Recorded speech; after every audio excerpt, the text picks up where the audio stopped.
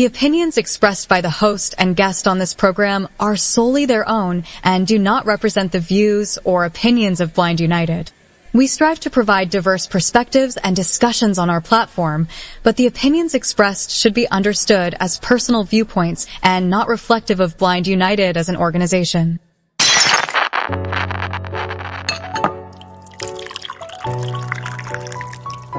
It's time. It's time for coffee time. Coffee time. Coffee time. Coffee time. Coffee time. Coffee time. Coffee time. And here is your coffee time crew.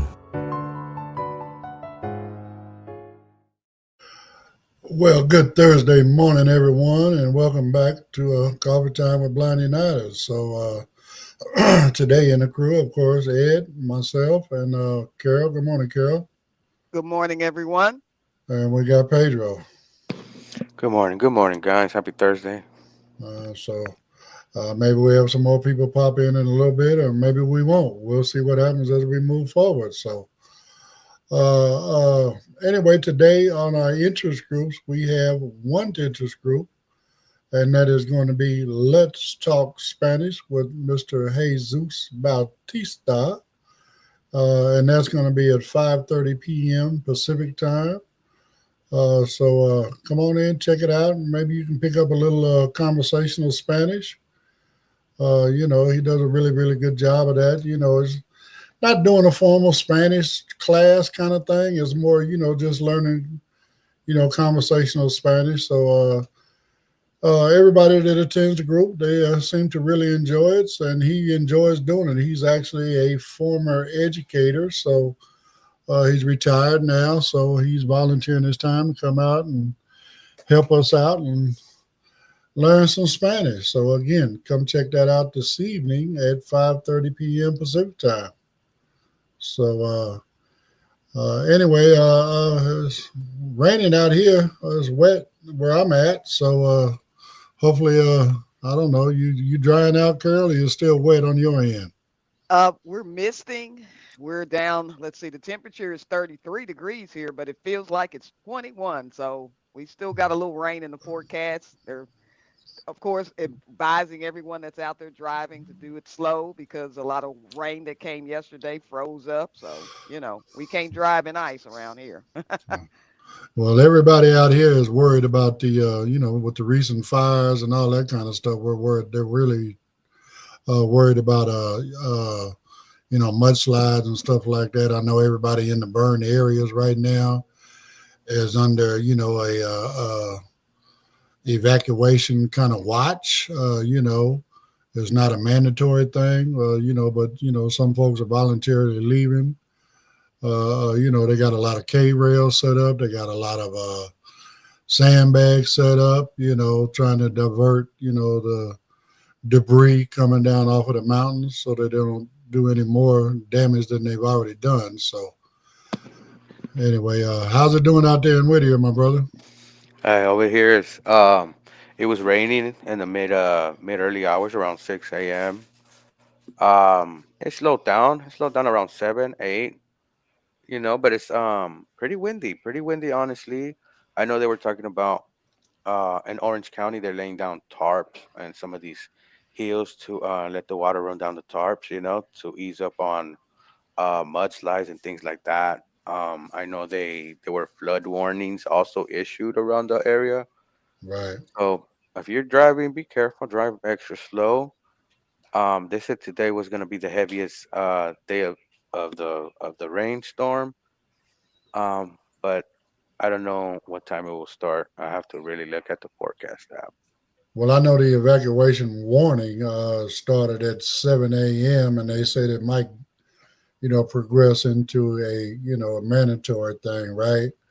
Yes. But bottom line, it's going to hold all the way through till tomorrow about 1 o'clock in the afternoon. I guess that's when it's, supposed to go past. So hopefully everything work out great. So just a little side note for those that may be attending. We talked about it yesterday, the Burbank Sports Adaptive Sports Expo tomorrow. I didn't say nothing yesterday because it wasn't locked in, but we have verified.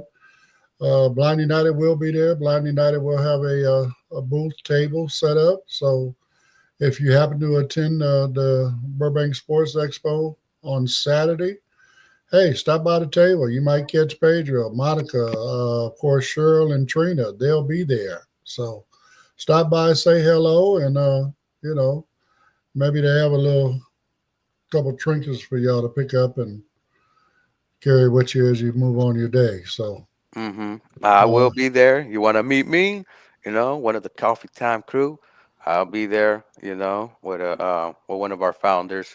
So we will be out there. So come through, pass by, get a little goodie here and there, talking about our programs, and get more educated on what we do and how we offer these programs and stuff like that. So can't wait till we yeah. start coming down.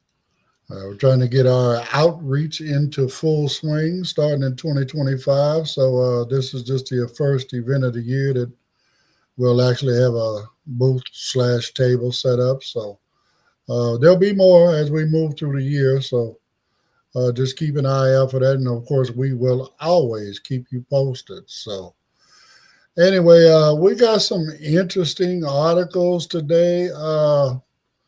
I mean, they're political, but I'm trying to stay away from the political side of it. I tried to show an aspect on, how it's going to affect us. So anyway, let's jump into the first one, my brother, and then we'll talk about it on the other side. Today on Coffee Time, the global race for clean energy leadership. As the world moves toward a greener future, nations are ramping up efforts to transition from fossil fuels to renewable energy. From massive investments in wind and solar power to groundbreaking policy initiatives, the race for clean energy dominance is well underway. But which countries are leading the charge, and what does this mean for the future of global energy?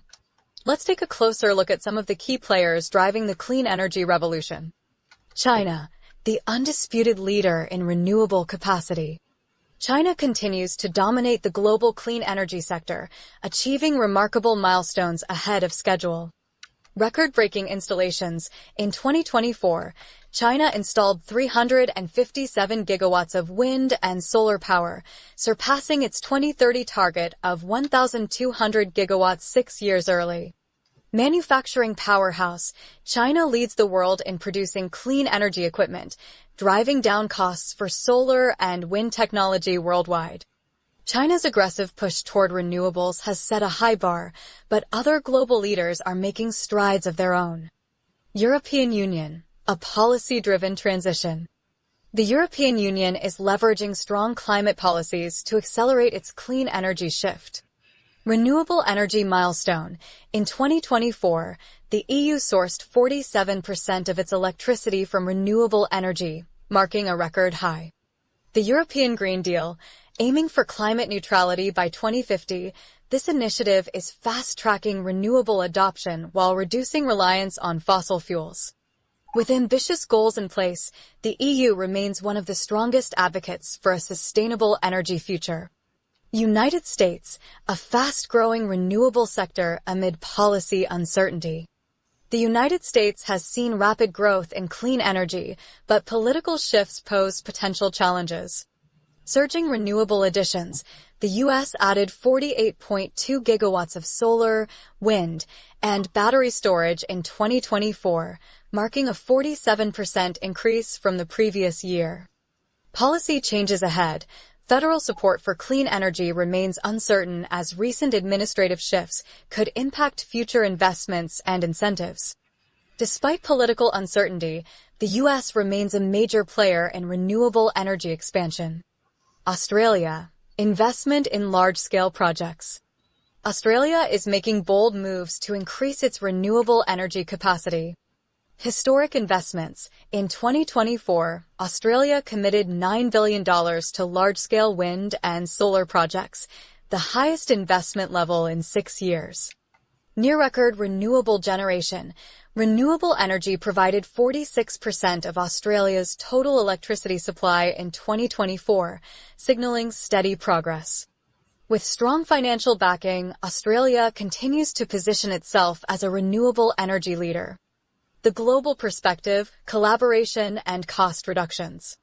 While individual countries are making strides, global cooperation is essential to accelerate the clean energy transition. Declining costs, advances in wind, solar, and battery technology are making renewables more accessible and cost-effective worldwide. International partnerships. Leaders from the UK and Brazil recently launched a global mission to triple renewable energy capacity by 2030, emphasizing the need for joint efforts. Final thoughts, a race with no losers. The transition to clean energy isn't just about competition, it's about survival.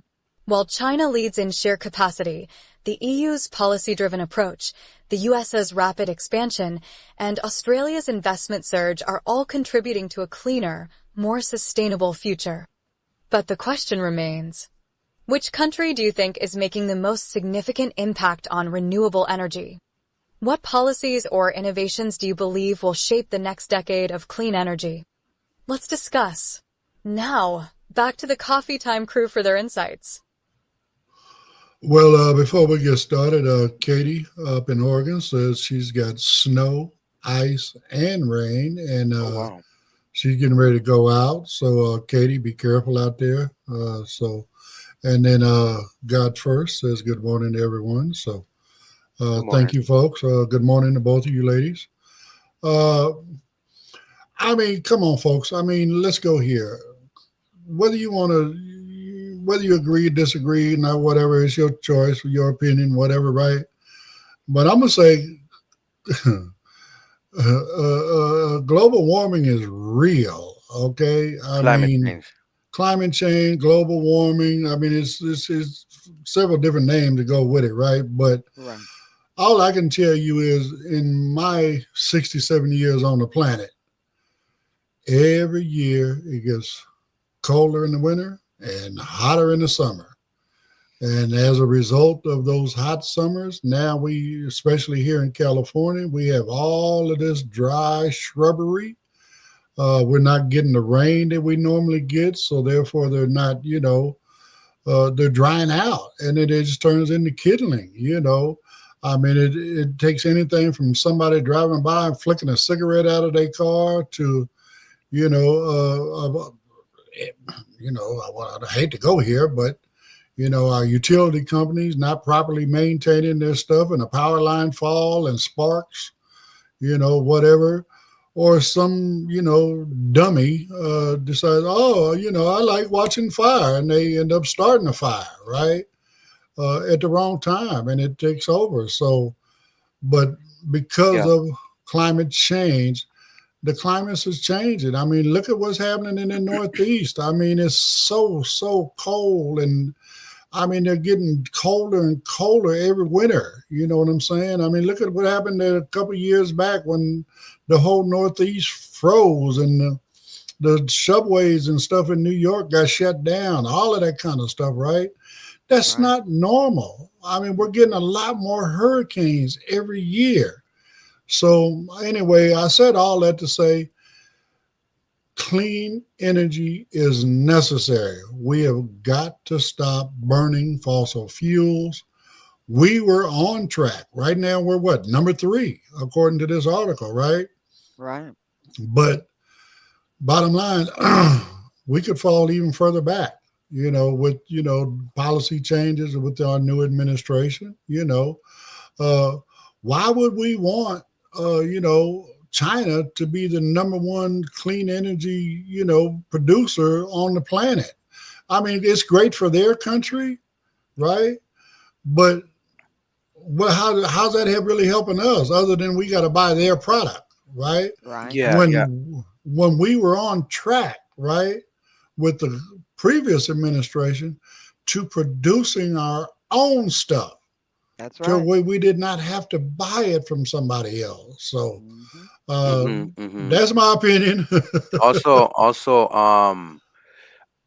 looking at a such looking at it as a strategy point of view. Why would you like China to be the number one in renewable energy?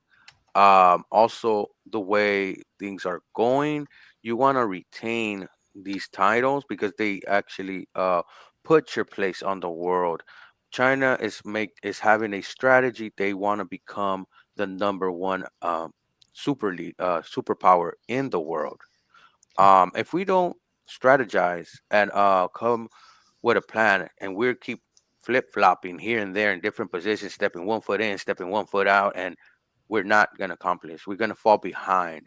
If we want to maintain um, one of the best country in the world, like we say, the number one, the richest, the one that looks out for folks in other countries, and things like that that lend down hand in hand. We want to keep our leadership in the world. We can't cut back on that. Even starting renewable energy, like converting to that, starts new industries, starts new jobs, new companies that we can have in our home in America that produces stuff like that. We do need to become self-reliant um, You're right. due to what happened in 2019 and other things like that. But number one, it helps our citizens, people that want blue collar jobs, you know, and then even bringing back even technology jobs, hire Americans, that should be the number one thing instead of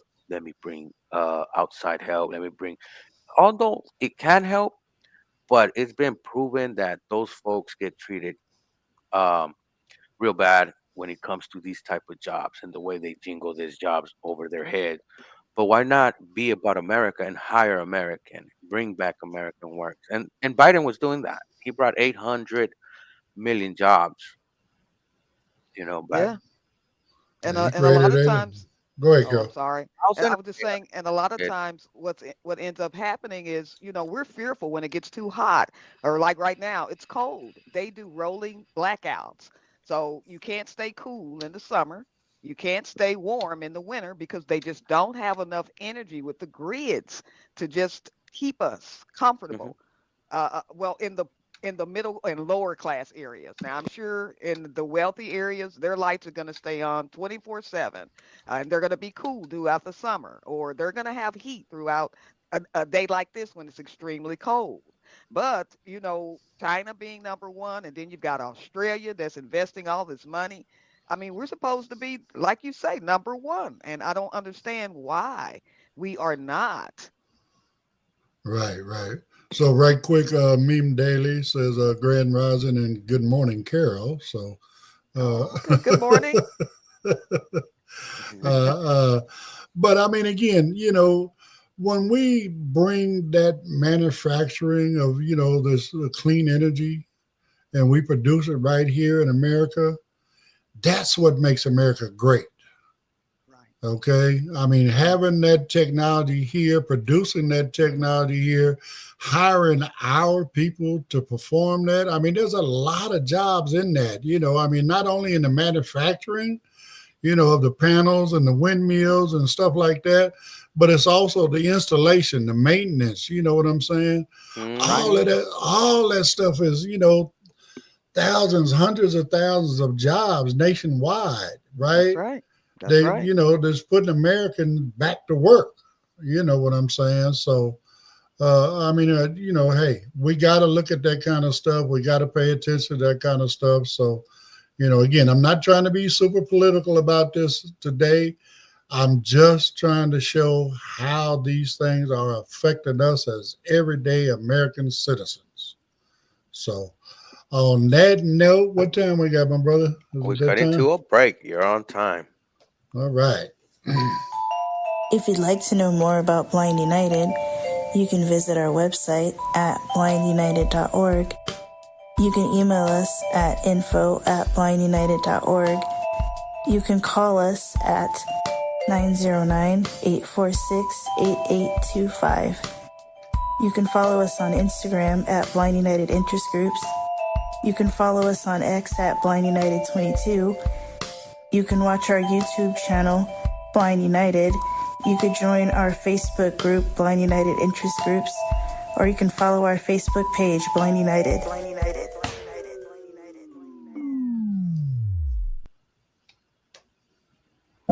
Did you know that people in third world countries do not have access to canes? The You Cane Give initiative gives canes to people all over the world who cannot get canes.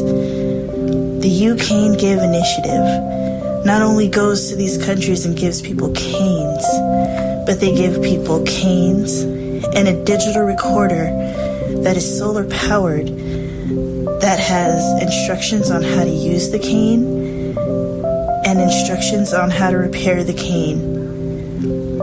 The You Cane Give initiative is a very worthy cause, giving canes to blind people all over the world. If you have a cane that you're no longer using, or a cane that's broken or bent, you can go to youcanegive.org and get a shipping label, and you can ship your cane to Jimmy in Tennessee, and he will refurbish it and give your cane to a blind person in a third world country. That website again is youcanegive.org. All right. Well, you guys know, as always, we support Jimmy and everything he does. So I just happened to think about it, Pedro. We didn't set nothing up where maybe people might be able to drop by and drop off a cane at the Burbank Sports Expo. Maybe we can. We talk about it after. Yeah, I've come up with something. So if anybody's attending and they would like to drop off a cane at the table, we'd greatly appreciate it. We'll work something out where, we might be able to get a little token gift your way for dropping off your canes, just from the Burbank Sports Expo. So, all right, on that note, I don't have any more Comments.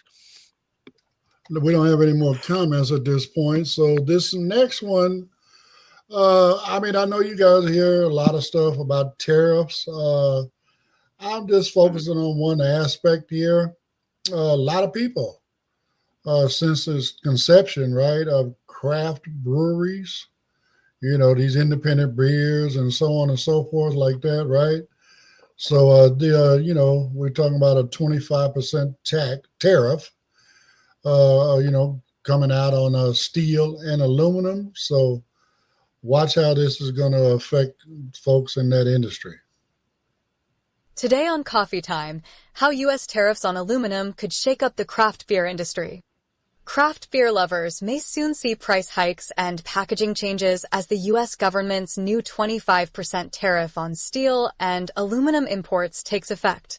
For an industry that relies heavily on aluminum cans, this policy shift could significantly impact small and independent breweries already facing economic challenges. Let's take a look at how these tariffs could reshape the craft beer landscape and what brewers might do to adapt. Why aluminum cans matter to craft brewers. Aluminum cans have become the go-to packaging choice for craft breweries for several reasons. Freshness and quality. Cans provide an airtight seal, protecting beer from light and oxygen, which can degrade flavor. Portability and convenience. Cans are lightweight, durable, and easy to transport. Sustainability. Aluminum is highly recyclable, making it an eco-friendly choice compared to other packaging materials. But with the cost of aluminum on the rise, breweries will have to make some tough decisions. The cost of beer is going up. With aluminum cans making up a major portion of production costs, breweries are likely to experience a significant increase in expenses. Here's what that means for beer drinkers. Higher prices at the tap and in stores. Many breweries may pass the added cost on to consumers, leading to price increases on six-packs, pints, and cases. Smaller margins for breweries. Independent breweries, which already operate on thin profit margins, could struggle to absorb the added costs, putting financial pressure on smaller operations. Are breweries looking at alternative packaging? To mitigate the impact of rising aluminum costs, some breweries may start exploring other packaging options, such as a return to glass bottles. While glass was once the industry standard, Many brewers moved away from it due to concerns about weight, breakability, and shipping costs.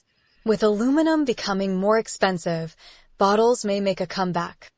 Kegs and draft-only options. Some breweries may scale back packaged beer production and focus more on draft beer sales in taprooms and bars. Innovative sustainable packaging, new technologies such as biodegradable cans or refillable aluminum bottles could become more appealing as breweries look for long-term solutions.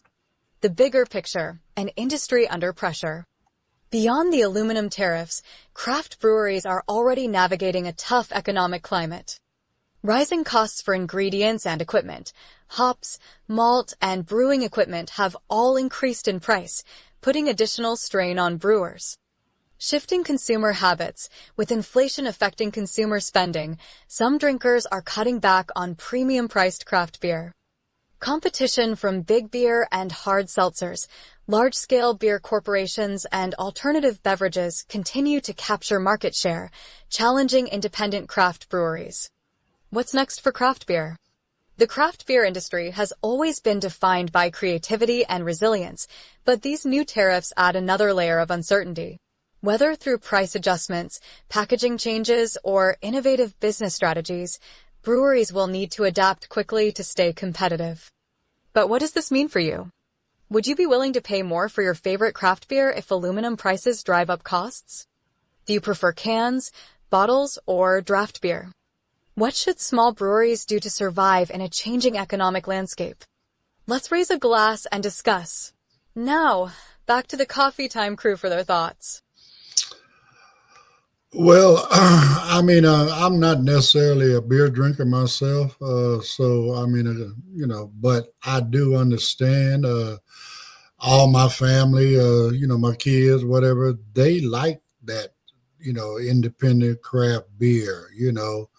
They like going out to the various breweries, craft breweries, and sampling, their menu of, like uh, just I guess it's just all kind of different flavors, all different kind of stuff going on. Again, I don't know a whole lot about it myself, Yep. but again, this is a brand new market, right? This market has only come out in what, maybe the last 5, 10 years.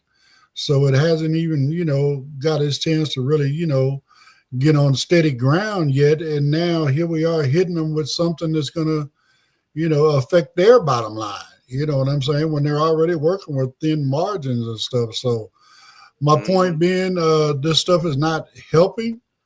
This stuff is hurting these independent breweries and stuff like that.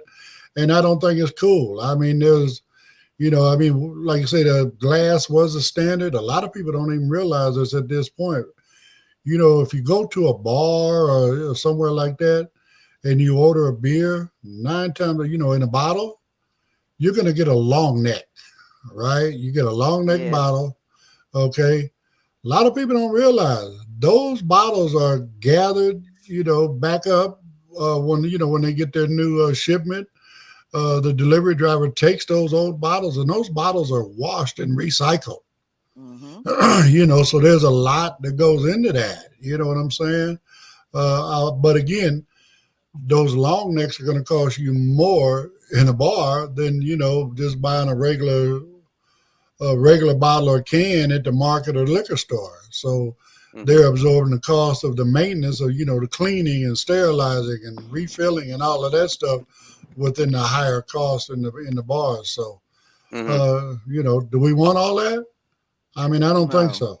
Yeah, No. yeah, and yeah, and also with these small breweries, they have like exotic flavors. I'm not a big beer drinker. I know people that love to go taste, like you said it. They like to go experience that. And I seen chocolate flavored, different berry flavored beers and like that. So sometimes they got different tastes. So, man, that's an industry that, yeah, you're right, is hurting our workers, our American small industry. Yeah. Right. Well, when I did drink, I did, drink beer. And we have Troy Aikman has a brewery here where, you can get your hard seltzer or like you say, different type of flavored beers. With the cans, you can take those and actually, get money for them since they're aluminum. But you're right, they do serve a lot of them at the bars, long neck. And to me, it just doesn't seem, or it didn't seem like it had that much in it. But, Well, a lot of the workers, they are, they're shutting down a lot of these mom and pop type of brewery places that we have here, just based on the fact that they just can't afford, uh, the staff or people are just not willing to try something new. If they're used to Budweiser or Bud Light or Coors or things of that sort. So when you come out with something new, I can't remember what the name of Troy Aikman's beer is, but they're losing a lot of employees, and that's their livelihood. Yeah, you and know, uh, do you think our aluminum industry, our recycling aluminum industry, are you think they're gonna increase more? They're gonna pay out more due to this this inflation, not inflate tariff? well, I mean, Yeah. first, let me add this piece. Like Katie says, although we're focusing on the crafts beer right now, think about how many things you buy that are in aluminum can. Mm, Okay, Right. mm-hmm. soda pops. There's even there's a lot of Canned goods, juices. right? Sports drinks, like your sports Yeah, drinks, your Monsters or your Red Bulls right, or right. All this kind mhm, of stuff comes in an aluminum can, so it's going to affect them. Now, right. also, I mean, boosting here in California, we have what we call California redemption value, Mhm, which they actually charge us every time we buy anything in glass or aluminum, right? right. Well, even plastic, we pay a CRV as we call it out here. So I mean, that may go up, right? Uh, Mhm, but hopefully that would encourage people to do more recycling, right? right. Here's the problem: are we actually recycling it here, or are we taking those cans and shipping them overseas for them to refine and recycle and and make new stuff out of? You Right. know what I'm saying? I mean, again, if if we keep that stuff in house in country, then I can see where we could possibly be able to bring some of this stuff down. But as long as we're dependent on foreign markets, we can't win. Yeah, yeah. The strategy that the administration that's in power right now has put with the tariffs, you would have to have in place a already factories built, factories set for those workers to go to work. We needed to have this set and done before doing something like that, you know. So it's gonna hurt, you know. You're right. And that's interesting. What Ed said is because you don't know. I mean, when I pull my recycle can out every Friday, I Mm, don't know where that goes. And the majority of the city of Dallas bill, my water may be $15. The bill is 80. So the other money is going towards sanitation, them picking up the trash and the recycle. But I don't know where they're taking the recycled stuff to. mm-hmm. I mean, and Katie says she's a wine girl herself, but she does buy Uh, the occasional seltzer. okay. But again, I mean, and that's another thing. I mean, they encourage us to recycle. They want us to throw all our recyclables in that blue can. Right. I mean, but when I'm paying CRV, right? When I buy a 12 pack of soda or whatever, I mean, I'm sorry. I'm not giving my stuff away to Burtech Waste Management. You know what I'm saying? Right. I'm gonna bag my stuff up and take it down to the recycling center and get some money back. You know what I'm Right. saying? That's right. So You might get so more now. well, Yeah. I mean, but again, they're gonna charge us more. Mm. Mm, That part, right? Because it's by So weight. It's by weight. It all depends on, well, they charge per unit. So oh, out here, I think like every two cans is so much. You know what I'm saying? So right. they charge the CRV according to that. You know what I'm Gotcha. no, saying? not So in purchase, in recycling. Ed? Are you talking about No, recycling or when you purchasing? go to the market, I don't care what market, what liquor store you go to, when you purchase something that is in a glass or aluminum container, they charge you CRV. Okay, yeah. I was talking about the Ah, recycling center. When you gather your cans and you go recycle, do you think they're gonna pay you out more? They're only going Because to pay you more. Well, here's the difference, and I found this out years ago when I was hustling doing scrap metal. hmm mm-hmm. If you go to one of the recycling centers, you're going to get CRV value. If you mm, go to a scrap yard, you can sell it by weight.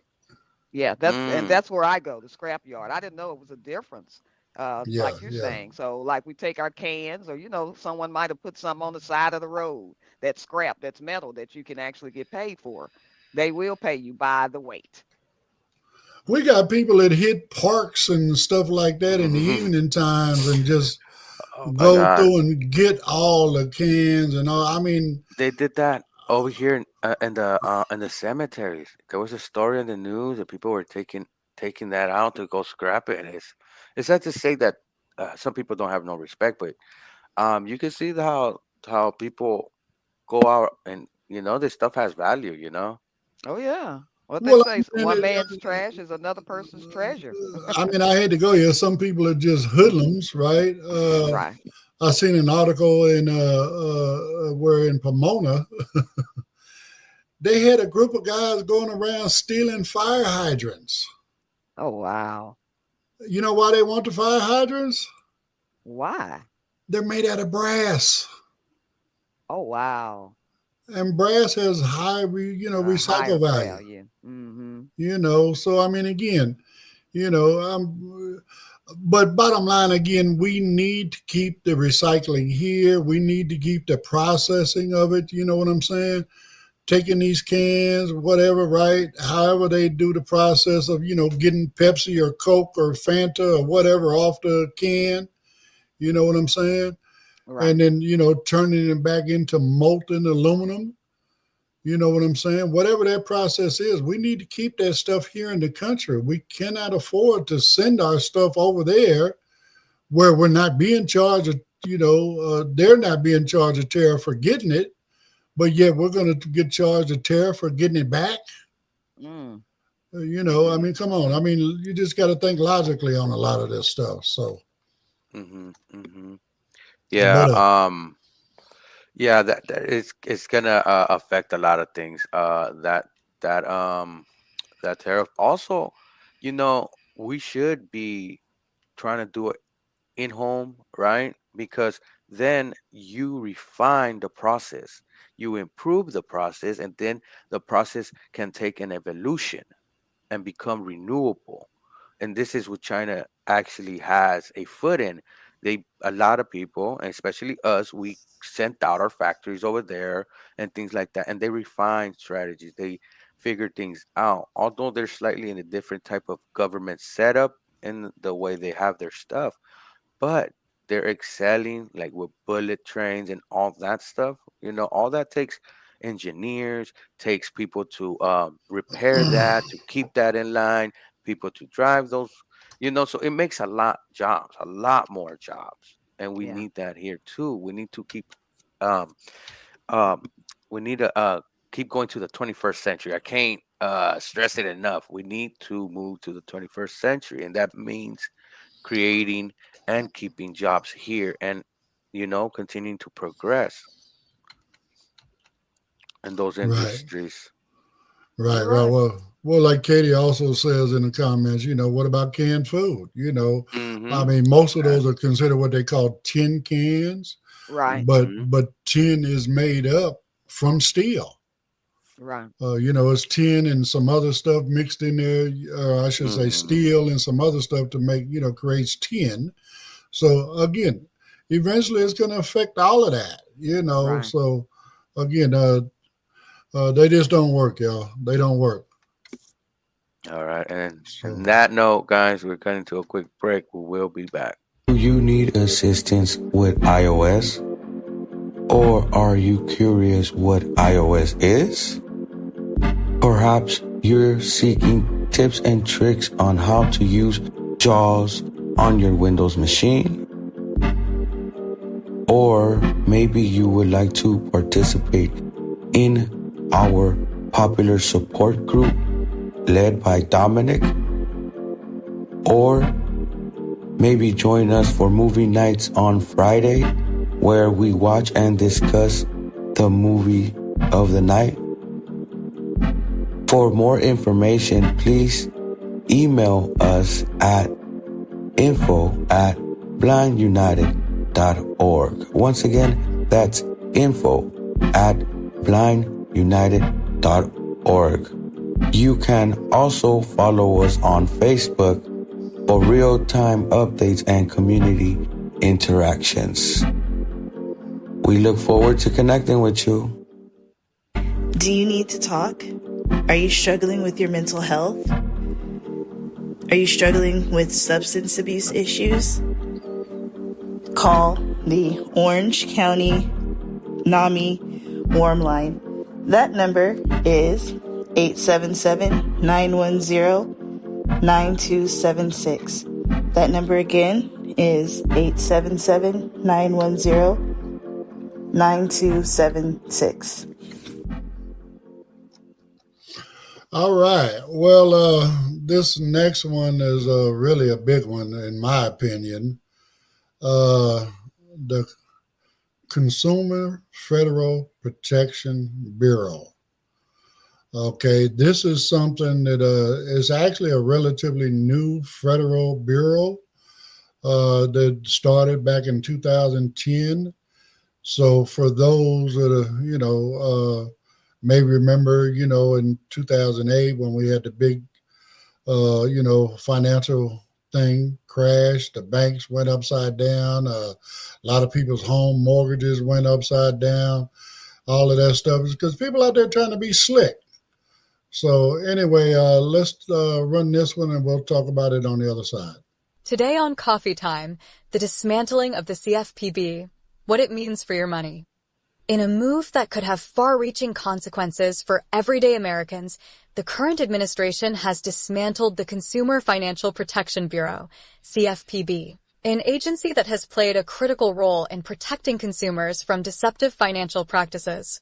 Established in 2010 following the financial crisis, the CFPB was tasked with enforcing regulations in the mortgage, credit card, and student loan industries, ensuring that financial institutions operated fairly. Now that the CFPB has been dismantled, what does this mean for consumers? Let's break down the potential risks and impacts of losing this vital financial watchdog. What was the CFPB's role? Before its dissolution, the CFPB cracked down on predatory lenders that imposed unfair interest rates and hidden fees, provided a platform for consumer complaints, helping individuals fight back against fraud and unethical financial practices, enforced regulations to ensure fair lending, protecting homeowners, students, and credit card users from being exploited by financial institutions. Without these protections in place, consumers may now face increased financial risks. What are the potential consequences? 1. Increased risk of predatory lending. Without the CFPB to regulate financial institutions, consumers could be more vulnerable to hidden fees, unfair loan terms, and predatory lending practices.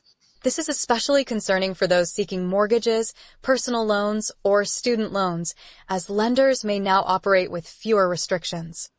2. Fewer avenues for financial disputes. Previously, the CFPB allowed consumers to file complaints against banks and lenders, often facilitating resolutions.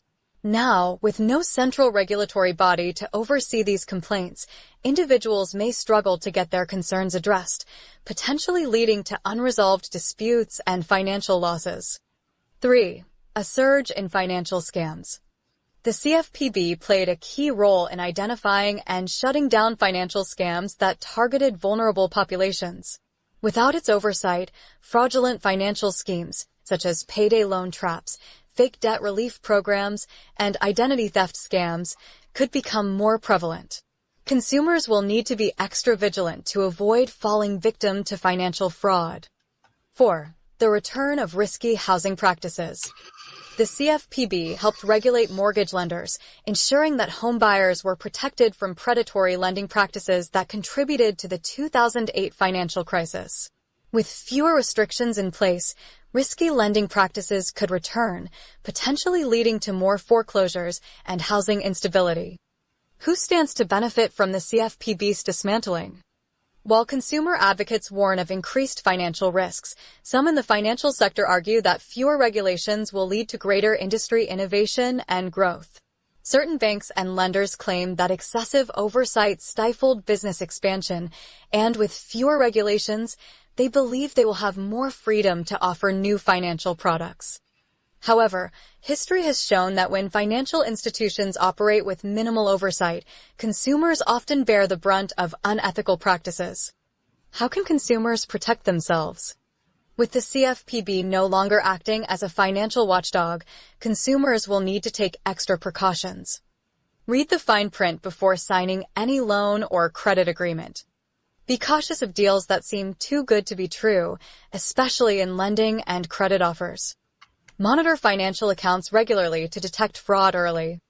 Seek alternative consumer protection resources, such as legal aid organizations and state regulatory agencies, which may still provide assistance in financial disputes. Final thoughts: a step back for consumer protection? The dismantling of the CFPB marks a major shift in financial regulation, with consumers now facing greater responsibility in protecting themselves from unfair practices. While some argue that reducing regulations could boost economic growth, the potential for increased fraud, predatory lending, and financial instability raises serious concerns. What do you think? Should financial institutions be subject to stronger oversight to protect consumers? Will fewer regulations help or hurt the economy in the long run? Have you ever relied on consumer protection agencies to resolve a financial dispute? Let's talk about it. Now, back to the coffee time crew for their thoughts. So, again, the folks that are saying, that this, can spark, growth and all of that kind of stuff, sound like the same old story, trickle down effect, right? It's the people at the top with the money that want these regulations to go away so they can play these games. So let me give folks a little history. I think starting in somewhere about 2000, early 2000s, whatever, there was a big move in housing development. So then we had an oversupply, right? We had an abundance, right? We had a surplus of housing. So the banks started these predatory lending practices, right? They started giving homes to people that did not even qualify to buy a home, okay? Not only that, they were giving them what they call a variable mortgage rate, interest rate. Come on, man. Who would sign up for an interest rate that can change when the wind blows? You know what I'm saying? But these people seen it as an opportunity to buy a home. 99% of those homes, those home buyers, no longer own those homes. I actually lived in a neighborhood up the hill towards where Brittany lives in Hesperia. The whole block was empty. There was only people living in about 3 out of the 20 houses on that block. Woo. All the rest of them had been foreclosed on. These were brand new homes, really, really nice homes. The house, I was renting the one I was in, right? But bottom line, it was like a 5-bedroom house, a bedroom house with a living room, a dining room, a vault, where I had a loft where I could look out over the living room. My bedroom was a master suite that was big enough to where I could have a sitting area in my room, right? Wow. Damn, I need that. Right? It was the bomb. So that's just telling me that whole neighborhood was that way, right? Right. And it was sitting there empty. Wow. That's a You know what I'm shame. saying? Because of these predatory lendings, right? A Mm-hmm. lot of people, because of, they ran the values up on the homes. A lot of people, they paid, 50, 75, $100,000 for their house. Now all of a sudden they look up and their house is worth two, 300,000. What did they do? They went out there and they borrowed money on their house. They got caught up in that predatory lending for them loans, right? Right. They ended up upside down. When the market took a dump, they were upside down. Now their houses were actually worth less than what they paid for them Mm, originally, let alone what they were now responsible for in the mortgages that they took out to get Mm-hmm. to pull that money out. right. Yeah, yeah. So bottom So line, this bureau protects us from that kind of stuff. How many people got caught up in a like a payday loan scam? Oh, I know a bunch of them for sure. And Well, the thing that they would do is they would try to shut down that bank card because they knew before payday, hey, they taking that money out, and if I want to pay my bills, I gotta, change this number. I mean, And myself, I got caught up in I'm not going to name the company, but bottom line, I got caught up in a credit card, right? I went and got a credit card, applied for it, to get email, not an email, but to get a letter. Oh, you qualify, blah, blah, blah, right? Well, I'm trying to get my credit established. That's okay. Let me apply. I literally had a $200 limit, right?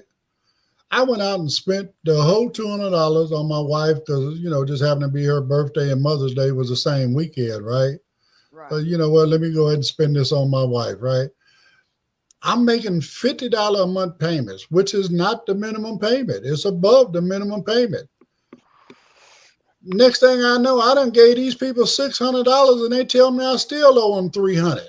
ooh, Oh no, I'm not giving y'all another dime.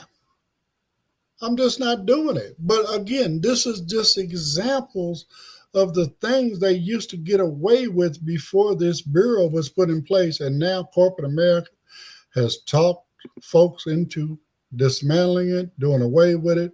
We no mm-hmm. longer have those protections. that's Yeah. awful. They bring them. They bring in millions and millions of dollars back into all the people that live in the United States. If you've been even in those credit card scam Ed was talking about, there's also credit card companies that were charging you credit protection while they didn't even offer credit protection, and Hmm. the CFPB went after them and returned money to the American citizen's pocket. I mean, So this is overdraft protection. You know what I'm saying? Where they would Right, just, mm, you write a check for $20 and then next thing it bounces and next thing you know, you owe them $100. right. It's all that kind of stuff that this falls under that category. So again, folks, this is not good for the average Americans. You know what I'm saying? That are struggling to buy groceries, pay bills, stuff like that. You know what I'm saying? So I mean, mhm. hey, man, But just be careful. Again, if with this thing being gone, I would almost say, you know what, you need to find whether it's a legal aid society or whatever it is. Whenever somebody wants you to sign a contract, hold on, let me take this and have this looked at. yeah, Right. You yeah, know what I'm saying? Because that fine print is what kills you. yeah. That's true. But and you might people might be wondering why this is happening. And who does it benefit? But if you really think about it, the person in power trying to dismantle this agency and their status of class, that they're in the billionaire class, in the rich class, they are more inclined to benefit from this going away. They will benefit from more money in their pockets. That's what they're mostly concerned about, you know? So, Yeah, we they're not need looking. these. Go ahead, Carol. No, Go I'm ahead. just saying they're not looking out for the average day citizen. A lot of us, like you say, we're low income or just trying to make it to pay groceries or bills, and we sometimes unfortunately need a little extra, and then they add extra, and we're just looking at the outcome and not what's going to happen in the middle. So when it comes time to pay back, like you end up owing triple what you borrowed. Mm-hmm. Even with those payday loans be having people on a cycle too, especially if you're in a fixed income, Right. and and sometimes they have you in a bad cycle to trying to get out and charging you like over 30 to 40 interest, on those. Right. And I that's mean, I think they do it a weekly depending on the contract you sign. right. Yes, that's right. Right. Pay cycles, whatever. You know Mm-hmm. what I'm saying? It's again predatory lending. It's legalized loan sharking. Is basically what it is. You know what I'm Hmm. saying? It's legalized loan sharking. I mean, Yep, Without breaking that's the it. You're fingers, right. without breaking your arms. right. They just Right. ruin your financial, history. Ruin. Yeah. Eh, So again, folks, man, pay attention, be careful. We no longer have that protection. It has been dismantled. Hopefully, get reinstated. As we move forward into another administration. Certainly not this one. No. But again, folks, like I said, I'm not trying to be super political today. I'm just trying to show what these political actions, what effect they're going to have on us, whether disabled or not. Right, we're still That's right. everyday American people. We still got to pay bills. We still got to. We still need credit. We still all of this other kind of stuff. So, you know, again, we got to buy whether it's craft beer or Pepsi or Coke or whatever. All of that stuff. We have to deal with all of that. So I just try to show a different angle on it. Without trying to be political about it. So hopefully everybody enjoyed this content for today. So I mean, again, any final thoughts on any of this, Pedro, Carol? Um, yeah, all this coincides. I know in the article it was stating that the bankers were saying this is stunning growth and progress of new programs. Um, and if they think a new program is to take the most money out of your pocket, charge you an interest rate of 50%, they are trying to do these programs just to take your money, and that's the reason why these are there. Even in other ways that we might not even have talked about in coffee time, but they're doing their work. They're returning money to the average citizen, and we need that. We need an agency fighting for our, for us, that Uh, returns to us.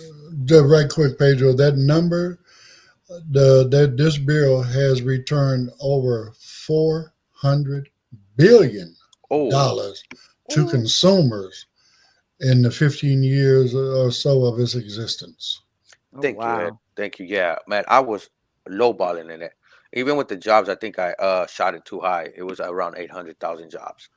No. Um, Mm. mhm. Yeah, but again, I mean, we just got to be careful, y'all. We got to be careful. We got to watch what's really going on, pay attention, and don't get caught up in the hype. Don't get caught in the hype. I mean, It, it's all about deflection from that side. They want to point their fingers at somebody else while they're back there in the backfield doing something different, right? right. I mean, there's a whole lot of stuff going on. So, but on that note, I got my background music, get out of here music going on. So, as always, please thank you everyone for liking, commenting. Thank you. Please like, subscribe, share, comment, whatever you can do on whatever platform you happen to watch us on. Please do all of that. And then, again, we'll be back with tomorrow with another interesting show for you guys. So, On that note, everybody enjoy the rest of your Thursday. For those of my folks out here in Southern California, started straight dry. Katie, same thing up there with you, and Carol, of course, down there with you, because it seems like it's wet all over the place. So Yeah. everybody try to stay dry, try to stay warm, and then we'll check you guys on the next one tomorrow morning. Have a great day.